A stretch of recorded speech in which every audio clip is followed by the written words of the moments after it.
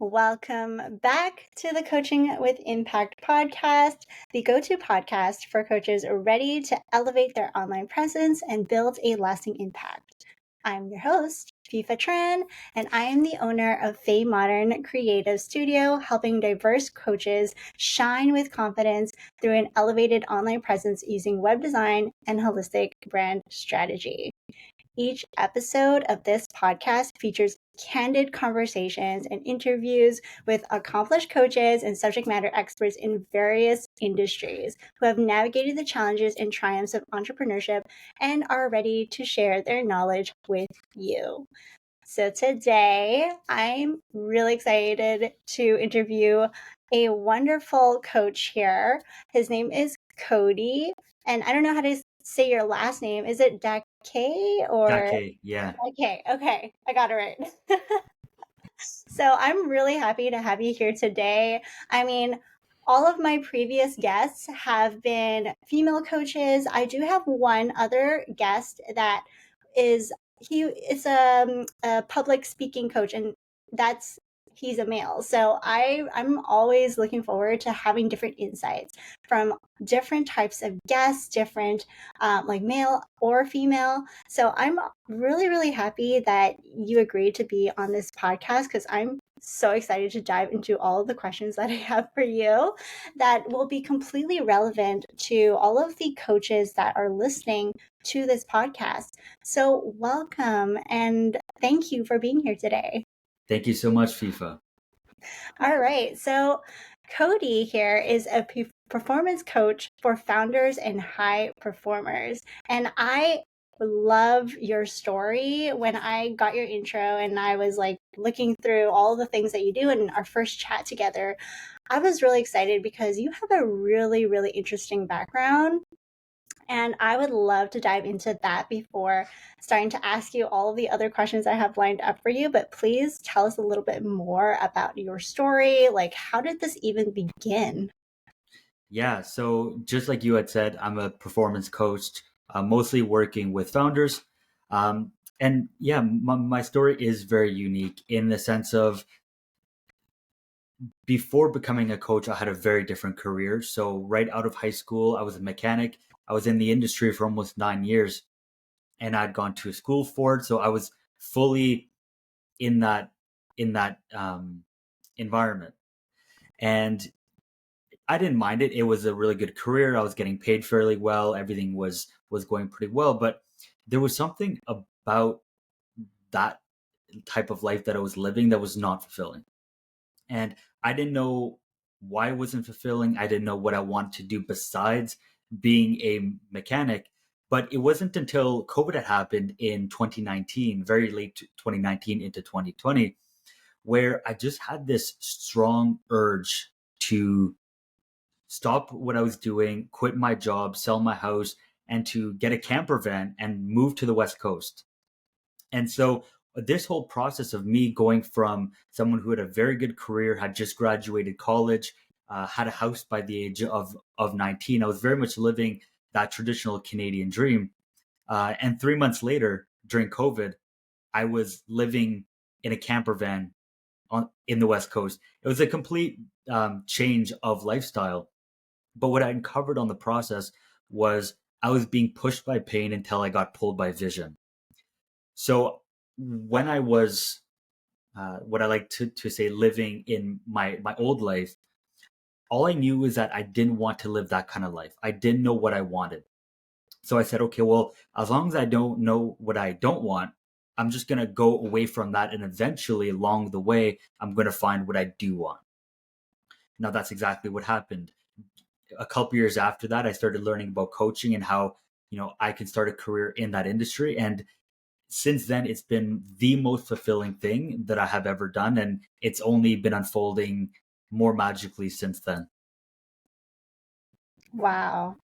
That's why I loved about the part, especially like when you said you moved into a camper van. Like that's so unique from I mean, not you don't hear that every day where somebody just decides to change up their lifestyle and change up and just like switch things up in their life. Because we're also used to living a comfortable life. that, a lot of the times people don't even think about doing all of these things like that they've even thought of wanting to do because they're afraid, right? So, Mhm. like, what was like the whole process like when you decided, okay, like I'm going to just get a camper van and I'm just going to change up things in my life. Like, were there like what were the types of thoughts that were going through your head at the time when you decided to take this leap? Yeah, well, what had happened before was it. I. It's important to get a little bit of a backstory of how my life was before that. Mhm. And so my entire childhood, I struggled with mental health almost my entire childhood and my early adult life. Major depression, social anxiety, ADHD, Tourette syndrome, you name it, I pretty much had it. It was a very difficult childhood in my own mind. And so, I for me, going to go see psychiatrists, therapists, all of that, that was a very normal part of my life. Now, right before COVID had happened, at that point, I was on medications, traditional medications for over 10 years. They were working. I wasn't really depressed. I wasn't really anxious, but I wasn't thriving either. I was just comfortably numb. And this is right at the point where I learned about meditation, mindfulness, spirituality. And I found I just, there was something inside of me that was pulling me towards exploring those types of modalities to permanently heal the conditions that I was dealing with instead of just masking it with traditional medication. So that's what I did. I started meditating almost every day, doing breath work, really going in on an inward journey of uncovering, like, okay, like, why is it that I'm feeling this way? Like, I never subscribed to the idea that there was something wrong in my mind. I was just trying to figure out what is the root cause and how do I overcome this? And in this process, I started developing a very powerful relationship with, I mean, you can call it God, the universe, spirit, your higher self. It doesn't really matter. Um, and in that, I started being guided by that little whisper. Everybody knows what I'm talking about, although we don't experience it all the time. It's those little nudges. Be like, hey, look at this, or hey, you should probably start focusing on this. And I started trusting that and following more and more and more, and that urge got stronger up until it was like, hey, you have to change things up, man, because what you're doing is not working. And, I fundamentally believe that humans are more motivated to run away from pain than they are to be pulled towards pleasure. That's just how the human mind works. And for me, what really helped me in those early days create change was I would have foresight into, if I was on my deathbed, would I regret the life that I lived? Or would I look back and be like, damn, that was a really cool ride on this planet? And so ever since then, this is something that might be very valuable for your listeners, FIFA, is this is the mental model that I make every single decision in my life. I always try to inspire the younger version of myself. And I always try to impress the older version of myself. So I close my eyes and I think, is what I'm doing inspiring for young Cody? And if I were to fast forward and look at me when I have gray hair and I'm 80 years old and I'm looking back at my life, was I doing the right thing? Did I treat people well? Did I stay true to my word, although it may have been uncomfortable and it may have been difficult to say at that time? And by me guiding my life with that mental model, it has allowed me to express myself more authentically, more vulnerably, and that is where the magic happens. I love that, especially the part about you saying like how can you figure out how you can impress your future self, but also what are some things that you could, yeah, your young self could learn from, right? And that's not something that a lot of people think about, right? It's very rare that unless they have a coach that is prompting them these things, like when would you interrupt your patterns and decide for yourself that this is the way I'm going to be thinking moving forward? So it's incredible that you brought this up. It's I don't know how your clients often, like, what are their thought processes when they decide to, like, change this, or when you tell them to change this way of thinking. But um, Yeah. like, Well, you see, the thing is there's been a lot of research done on this, on what causes somebody to have mhm, this great level of change. People call this a paradigm shift, mm, right? And it's not to say that it's like a magical spiritual event. It's just usually what triggers these events is somebody goes through so much adversity, so much pain, where they reach rock bottom, and that's where they have an exponential amount of growth and change in their life. And unfortunately, people wait until that point before they change. You know, sure. it's you know whether they let their health go up until they have no other choice, or whatever it is for their finances. You know, the unfortunate thing is that the pain of staying the same has to be greater than the pain of change. And when that happens, then that massive amount of change is going to get. But the good part about this, FIFA, is that if there's somebody listening right now where they're really going through it and they don't know which direction to go and they feel lost, they feel helpless, that's a very good thing, because that means then you are so close to creating a massive breakthrough. That's a great point. Yeah, it's true. I do agree. Like, in that point where you do start to feel like there has to be something that needs to change in order for you to get out of that pain.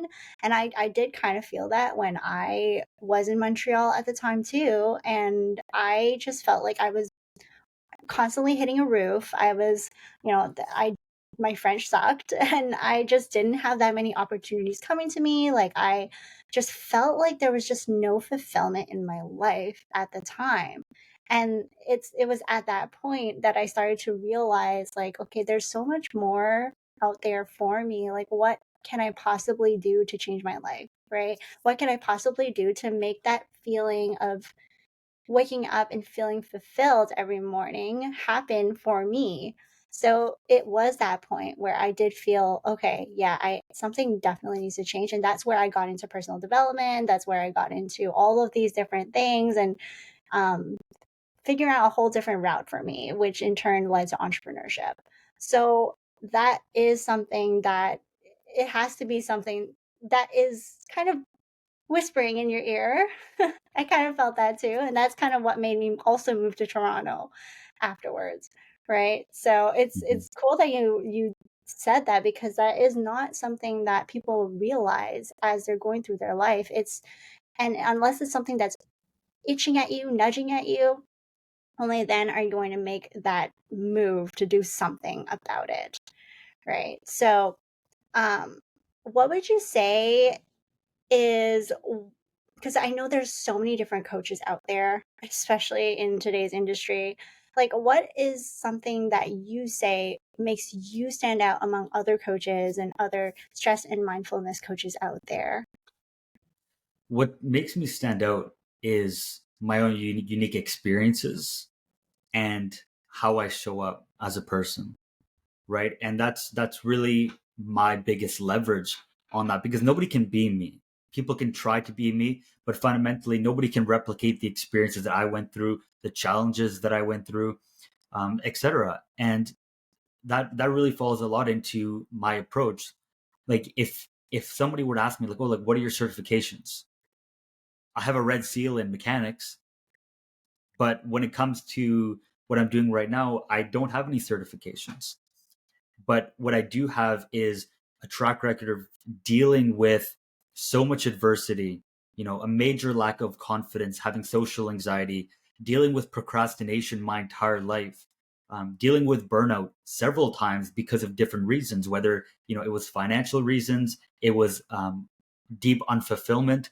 And so everything that I help people with, my niche is helping people with problems that I have personally experienced, because it is my very fundamental belief that although you do need science and you need to do your research to understand how the mind works, how psychology works, all of that, the best school is life.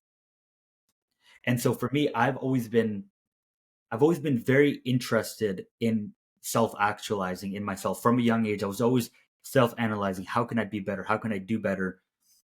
And so all of the problems and issues that I dealt with in my life, I would look at them and be like, okay, how can I work on this and how can I overcome this? And then these frameworks and these systems I've carried over into helping other people, because the truth is that if you have a problem, there's a 100% guarantee that other people have that problem also. And so when I became a coach, how I picked my niche was I look back at my life and I'm like, okay, what were some of the biggest problems that I had? So for me, it was self-doubt, it was procrastination, and it was burnout. Now, actually, this is another whole conversation, but all three of those are actually very linked. But those were some of the biggest problems that took the most amount of time to go through. Like I'm talking about over a decade, right? Now, I took that, I'm like, okay, do other people struggle with this? And sure enough, almost everybody does, right? And I'm like, yeah, okay, well, now who do I want to work with? And I'm like, well, I want to work with founders and people who have a mission to have a big impact on the world, and who want to help people, and who want to create real tangible change in the world. And so that's how I got into this space. Yeah, and it's entrepreneurs and yeah, of course, high performers, like people who want to achieve so much more, but there's like they're being held back by all of these different things that maybe they've gone through childhood as well, some traumas that they've gone through as well. Like there's so many things that go into it, but almost everybody these days they go through burnout, they go through procrastination, especially. That's a huge thing, especially um like for myself, I definitely have gone through burnout before. I know how long it takes to recover from it. And especially if you're doing this full time as a business owner, the moment you hit burnout, like unless you have these systems set up for you and you have these lead generation and marketing tools like all set up already automated and you have a team to carry it out, it's really hard to continue to build your business if you yourself are being crippled by burnout and feeling like there's you don't have the tools or somebody there to help you guide you through this burnout phase, right? And that I feel like since I burned out about 2 years, maybe a year and a half ago, and even up to this day, I still feel like there's like these mental things that are mental, I don't know, something holding me back. I know there's something holding me back still. There's like these thought processes that I still feel like I haven't yet worked through, even though my physical body feels like it's okay to continue doing, the things that I did before already. So I don't know if there's anything that you can add to that or have any thoughts on that, but I know that a lot of people deal with burnout. And so I don't know if you have any warning signs that you can mention to the listeners on this podcast and for myself who is still kind of dealing with this. Yeah. Well, when it comes to burnout, some of the most common signs are you lack energy. You're just not as energetic as you used to. You're more tired. Like when you wake up, you're still feeling tired. That's a really big one. You lose your sense of direction and of purpose. You feel cloudy in the mind. You wake up and you don't really know what you need to be doing. Um, the thought of you doing work is dreadful. right? And just like nothing is going well. It's all just stagnant, not Mhm. really progressing. You feel like you're working so hard and there's nothing going on. Those are some really important signs, and there are more, but those are some that were heaviest for me. But when it comes to avoiding burnout or overcoming burnout, it's just about having better systems, because fundamentally you're never working too hard. You just have to implement better systems in your life and in your business to prevent it, right? I mean, you look at some of the top performers in the world. Like for me, I always bring up Elon Musk because he is worth, I think, now over 400 billion. He owns X. He owns Tesla. He owns SpaceX. He founded all these other companies like PayPal. And also on the side, there's a game called Diablo, and he's the top player in the world. Wow. How do you have the time? How do you have the energy, the mental capacity? Now, there are obviously anomalies, and I believe that he is one of those anomalies. But fundamentally, the thing that I found very valuable is having systems and processes, and those are just fancy words for saying habits in your life that make sure that you're always operating at that peak most of the time. So that include like making sure that you're getting enough rest, making sure that you're doing things in your day that you enjoy, because maybe what you're doing is not your ultimate passion, but it's important that you have outlets of doing things that are exciting, that are enjoyable for you, because I feel like fundamentally it's more important to manage your energy than it is your time, because everybody has the exact same amount of time. We have all there is, 24 hours. But how we can manage our energy in that 24 hours is going to have a much greater leverage on the output that we can have. I love that you mentioned managing your energy because that is one thing that has helped me to recover from the burnout. Because I realize, I don't know if you're into human design or not, Yeah. but yeah, I'm a projector. And as a projector, we have very, very limited energy. And that kind of made me realize okay, I already am trying to recover from burnout, and I already have so much energy because of my human design. So now I have to be super intentional with my time and being more in my zone of genius, doing more enjoyable things, because that was one of the things that helped me get through it is just finding more ways to be creative, because that is like doing work for clients. Yeah, there's some level of creativity to it, but that's not stuff for me, and that's not stuff for that I'm able to experiment with for my own stuff, right?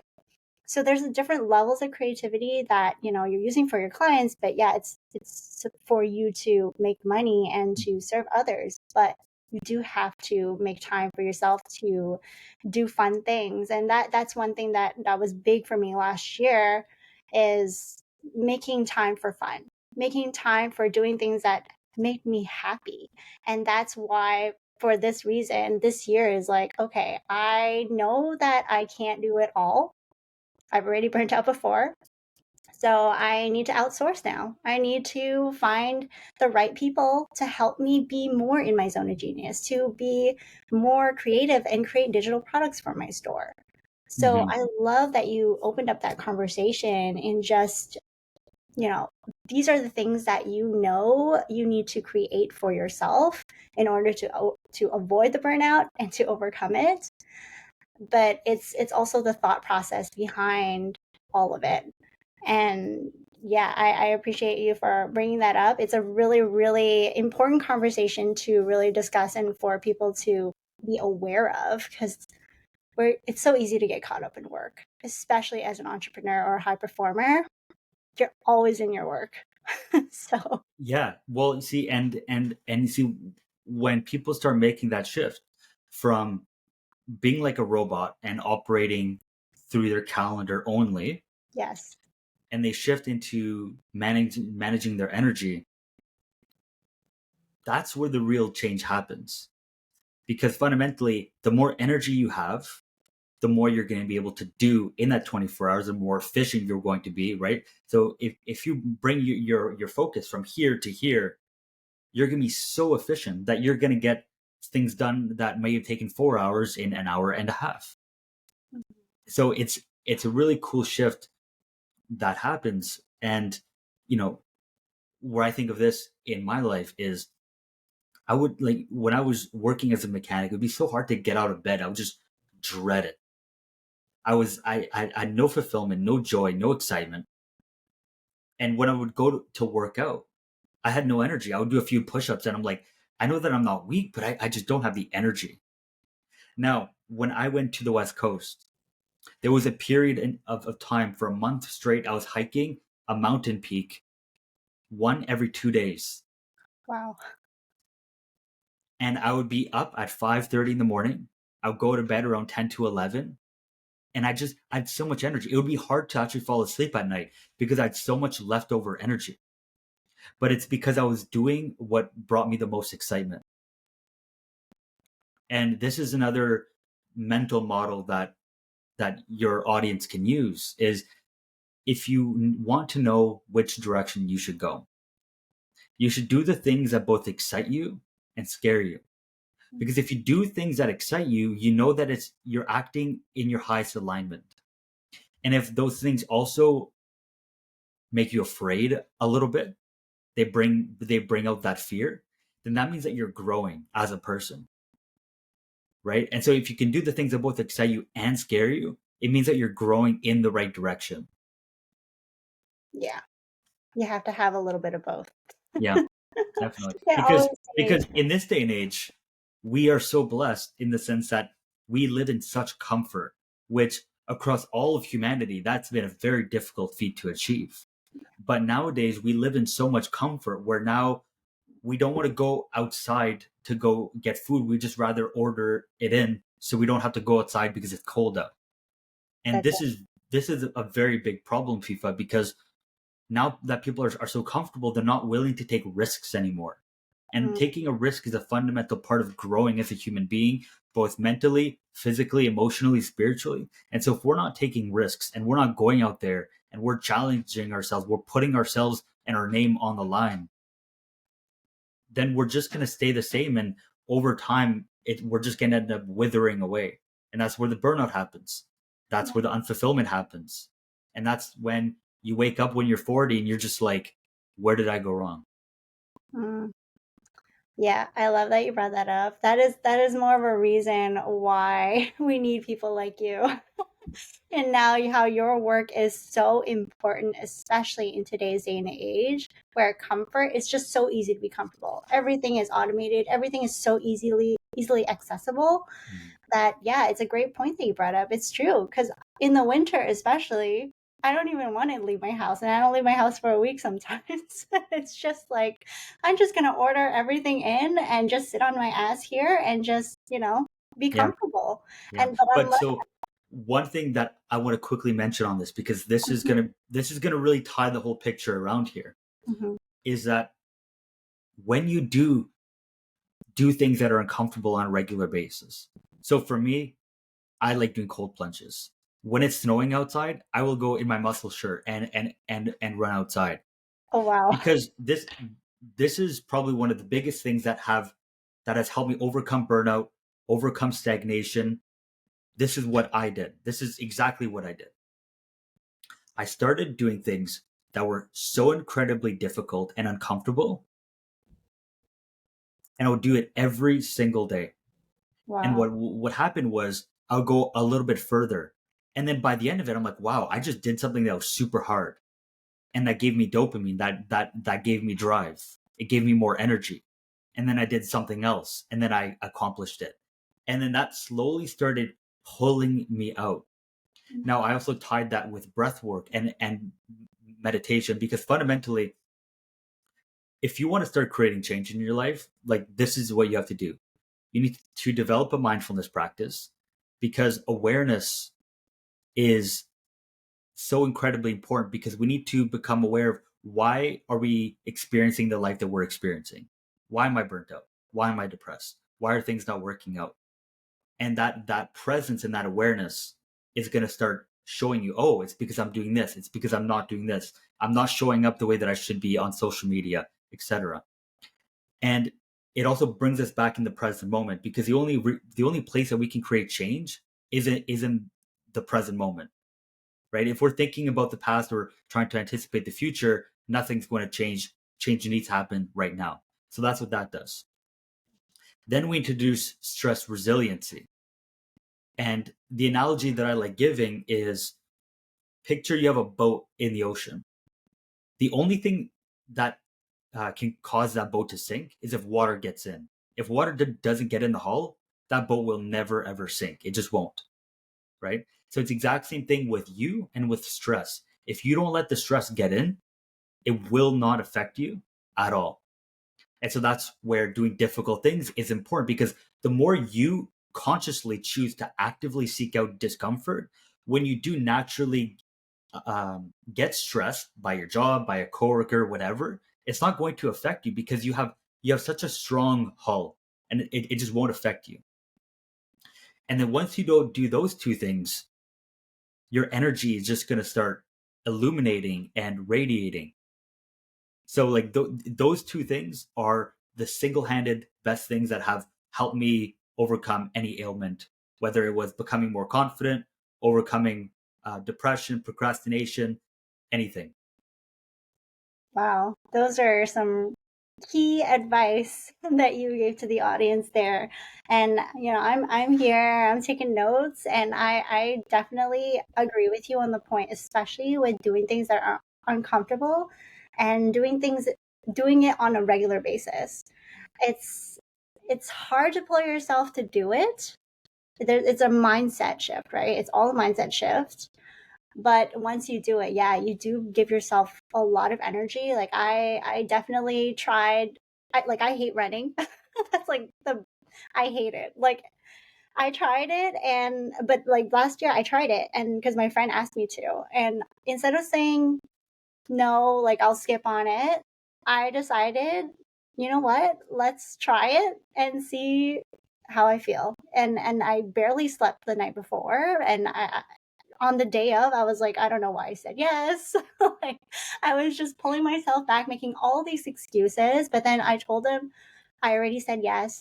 I have to make the commitment. As a good friend, I'm not going to cancel last minute. So I'm going to push myself to do it. And actually, when I did do it, I felt amazing. Like, it was the hardest run I ever had to do, ever doing something I absolutely hated. But actually, as I started to practice a little more and push myself more, I started to actually enjoy it. So it's Yeah. something that builds on you over time, like, and it kind of it's a way to prove to yourself that you can do hard things. Yes, that's exactly it. And just quickly, for the people that are more like sciencey oriented, of like why does that happen? I forget the exact part of the brain, but there was a very well-known scientist, Dr. Andrew Huberman, and he explained this very well on why this is so important. And what he was explaining was that there is a part in your brain that is directly associated with willpower, right? And the thing is that the only way that that little gland can grow, aka develop more willpower to do uncomfortable things, is by doing uncomfortable things consciously and willingly. Now, if you experience difficulty unwillingly, that will raise your cortisol levels and you'll be stressed, and that'll have a negative impact on your health and your energy. But if you actively seek it out, it actually grows that part of your brain. And the more that it'll grow, the more adversity you can handle, the more difficult things you can do. And as a founder, as an entrepreneur, as a coach, this is fundamentally what's going to get you to that next level. Yeah. Wow. That was a great way to end the conversation. I really, really enjoyed our chat today. Like I've learned so much from you, and it's clear that you're very knowledgeable about what you do. And like I'm here taking notes about, how I can prevent burnout, because I do not want to experience that again. It was yeah, quite an experience, and it definitely made my business stagnate for some time, I will admit that. So that's why this is huge for me in doing all the things that I'm doing, but taking notes here on everything that you mentioned during our chat today. I know you have really exciting things that you have coming up. So, can you tell the audience about something that you want to share? Yeah, absolutely. So, first of all, for the people who want to connect with me, I'm on virtually every single social media platform, LinkedIn, Instagram. My handle is at nomadic Cody. And so something that is really exciting is something that I started offering complimentary in 2025 is something that I call the roadmap to new results. And what this is it's a system to help you identify where you are right now. Why are you experiencing the burnout? Why are you experiencing the procrastination, the self-doubt, the unfulfillment, etc.? Then it's identifying, okay, where do we want to go from here? Like what is that end goal where you wake up in the morning and you are excited to tackle that day. And it's figuring out a concrete and actionable roadmap to get you to that point, because the thing is that success leaves clues, right? And so if we can figure out what are the things that you need to do and change in your life to get to that point, that's what we need to be doing. And so the roadmap to new results was basically a mission to give founders and entrepreneurs a map to be like, hey, you are here, you want to go here, here is the exact path that you need to go. Because fundamentally, I see myself more as a guide. I don't have all the answers, but I know how to get the answers out of you, because all the answers you have are within you. And so, me as a guide, something that I feel really inspired to be able to share is a roadmap so you can find what it is that makes you excited and what kind of life that you do not want to escape. Wow, that sounds like an incredible gift to the audience. So, I appreciate you for sharing that. So, if you're listening to this right now, like definitely snag that. Check out Cody and follow him on all the social channels that he's on. And Cody, I appreciate you for being on the podcast here today and to share your insights with the audience. As always, if you enjoyed this episode and you found value in it, it would mean the world to us if you could give us a 5-star rating and leave us a review, or even just share us a voice note on what you thought of this episode and share your feedback. So until next time, I appreciate you and thank you again. Thank you, FIFA.